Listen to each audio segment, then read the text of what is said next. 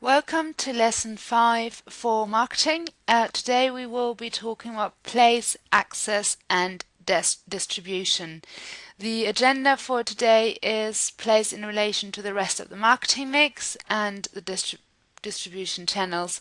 There won't be any homework as you have to finish and hint in part of your first assignment this week as well. And also this lecture will be a bit shorter, but the workshop attached to this will be slightly longer. The place is the physical location of purchase or consumption of a product or a service. If you now talk about product marketing versus services marketing, when talking about product marketing, the decisions made by consumers are those associated with the channels of distribution, and also they serve as a means to get the product to the customer. So how do you get your finished product to your customers? If you think about services marketing, and also if you think about the definition of services and the consumption, it means that the production and the consumption of services happen at the same time.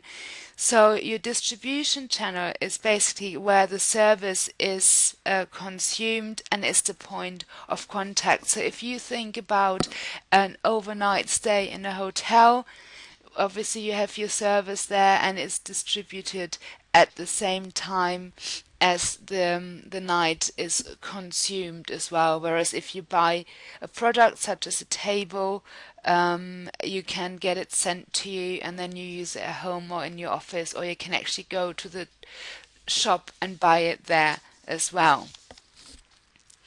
The questions you would have to ask yourself, and that are part of your marketing mix with regards to the place.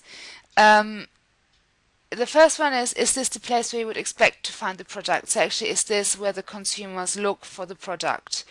Is this the right way to sell your product? Do you sell it online? Do you distribute it via wholesaler in the shop? Because if consumers expect to find it in a different place, obviously they're not going to buy it. Does the place reflect the price? Sometimes you might sell your product to a higher price than people expect and they wouldn't buy it, but sometimes your price is too low as well, and then people would think it's not a good product and they equally wouldn't buy it. And then how do you use place in your promotion as well? Then the marketing channels, obviously it's important to choose the right marketing channels in order to get your product or service to your consumers. So again, what are the requirements for your potential customers? How do they want to get to the product? Again, are you selling online? Are you selling it via an agent? Are you selling it directly to them? What are your resources? Where can you place them? What's your technological knowledge, for example? What are your distributors like? Are they international? Are they local? Are they national? Again, so what is your money? What is your financial situation like as well? What's your budget like? And again, if you relate this to including your place into your promotion, again, you have to look at your resources there. You have to obviously analyze your competitors. You always have to look at them. What do they do? Where do they market? Where do they sell their products as well? And how do they sell them? And are there any legal or ethical constraints in distributing or in marketing your product as well? And as Chisnell says, unless the channels of distribution are appropriate for the type of product and are efficiently operated, then even the greatest of products can end up as failures.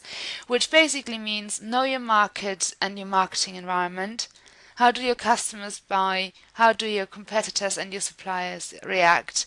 Have you chosen the right place, the appropriate place for your product?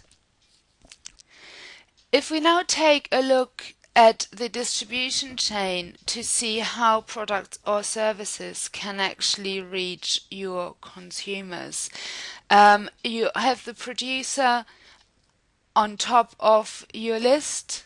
And one way is to sell it directly to your customers, where you can see home consumption up there, up here. Another way would be to maybe sell it to the retailer, who obviously then would sell it to the consumers, restaurants, any other institution, so ever is using your product or serve your product. Then if you also look, you can obviously send it through or sell it through wholesalers, through two, three different ones, through one wholesaler and then to the retailer, and then it ends up at the consumers. Obviously, there are some considerations you have to make, such as price. Do you have to pay extra money? Do you have to pay an agent? Things like that, and that obviously would then reflect in your product pricing as well. And then the other thing is you can, obviously, if it's for export, you then have to again go through an agent or processor and then to your exporter, who obviously then sells your product abroad as well. So again, you have the things you have to consider there when you look at international marketing, but we will talk about that a bit later. Um, And then if you look at your services, how you distribute these is obviously you have your service provider and then you have your end user. But he might be an industry user or a domestic user, or you have your service provider, your agent, and then the industrial or domestic user. Obviously, the issue with if you go through an agent is the agent asks for a commission. So if you think about a travel agent, for example, and you sell your holidays through a travel agent, obviously they ask for commission on certain things, and that is then added to the price for the end user. So if you are the service provider and sell directly to your consumer, maybe via your website, the price should actually be cheaper than selling through an agent. Okay, if you look at services, if you think about services, as I said before, the point of consumption and point of contact and creation of a service is normally at the same time. So a holiday is consumed while you're on holiday, a bed night is consumed while you're in the hotel.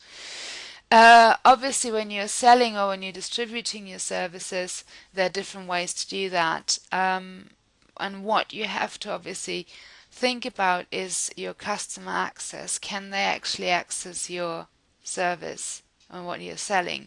Traditionally, services such as holidays were sold through the high street. So you used to go to a travel agent or tour operator shop, and people used to then go there and buy their holidays, look at the brochures, talk to the agents. Nowadays, obviously, a lot have changed with regards to technology as well. And if you think about Thomas Cook, for example, or probably a lot of hotel chains as well, they sell their holidays, for example, through teletext.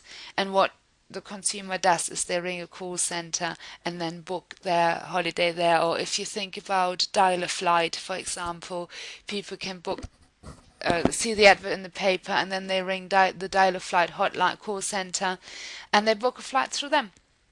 The other thing, the slightly annoying thing, is the automated service where you ring someone and you have to press about 5 numbers before you, if you're very lucky, can finally talk to a person.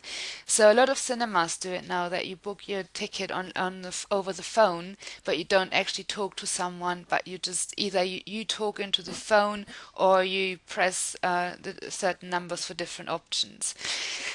And then obviously you've got the internet. A lot of hotels have this available now where you can book rooms over the internet. You just think about hotel.com, lastminute.com.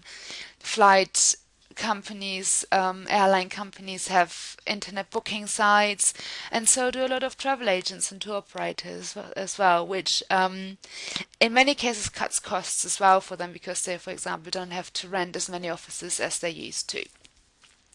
So, and then obviously you have to think about people versus technology.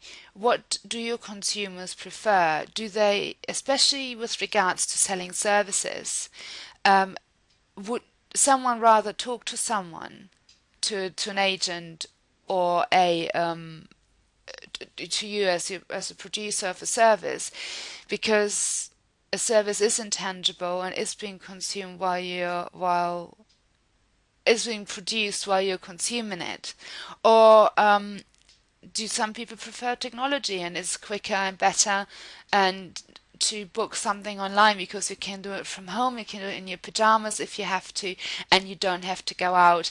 If you have to think about nowadays, people don't have a lot of time. We work a lot. A lot of people work through their lunch break as well, so they can't just pop into the high street, into a travel agent and try and find their holidays. So a lot of people book their holidays online uh, between two things they're doing at work as well. And then the other thing, obviously, you have to consider is the global market as well. With the again, with the internet, it's easy to book something internationally as well, and to get information internationally as well. We are such a knowledge generation now that we know more, but also we want to get something very quickly, and we don't want to wait for someone to call us back and give us the information. However, as I said before, there are people who still prefer to go to travel agent, for example, and buy the holidays there, especially if it's a very niche or specialized holiday as well, or maybe the older generation are not as internet savvy as probably we are now as well. Okay, obviously you have intermediaries who like agents who can sell your product and service as well. Um, as anything, they've got pros and cons. With your, the good things include a wider geographic spread. So, you've got maybe different agents in different countries or with all over your own country, so they can actually sell your product or service. So if you think about Thomas Cook, they've got their travel agents all throughout the UK and Europe as well. Overcome lack of retail expertise. So if you produce a product, for example, maybe you're not as retail savvy. So obviously, if you're selling it to the consumers, the retailer has the expertise on how to sell it, and how to set everything up so that it looks nice in the shop as well. It's closer to the end customer, so they know what the customers want. They know the customer. So if you think about, for example, Blacks and Millets, they are the same chain, but one of them, Blacks, is slightly more expensive than Millet, so they have slightly different target group as well. So again, your agent for selling this outdoor equipment knows more about the end producers as well, and obviously you can have bulk sales there as well. Negative effects are you don't have as much control. Additional cost to the consumer, as I said before, because you have to obviously pay the agent a commission as well. You have to put this on top of your price, and it's not exclusive. So you're not just selling something exclusively to the consumer, but obviously it goes into a lot of agents, a lot of retailers, and then it becomes a mass product. And also you can't just have your own product in, for example, one of the travel agents. If you think about a travel agent, unless it's a specific Thomas Cook agent, general travel agents sell products from different tour operators such as Thomas Cook, TUI, Club Med, and all the others that are still out there. So you do not have just the exclusive products or services sold by an agent that you actually produce. Just a quick example of distribution channels for a telecoms operator, how they obviously distribute their services. So you've got your direct sales, you've got your dealers or agents, you've got some value-added retailers or resellers, stores, call centers, and the internet. So basically the same as I said before in the other graph there as well. And finally, just to give you a bit of nice pictures of distribution channels, and if you go on the website, they actually tell you exactly what these machines in Japan sell. But if you look at the Hello Kitty one, for example, this one sells toys for kids. And if you, this one sells panoramic pictures, others they sell anything from cigarettes to drinks, non-alcoholic and alcoholic to food, toiletries, anything. So it's quite again quite quirky idea of distribution channels and how your products actually get to the end customer. I can just recommend that you check out the website and just have a little browse. Okay, that's it for the lesson for the lecture for today. As I said, I'm not going to give you any homework, but the next thing is the workshop, and the workshop deals with pricing considerations and approaches.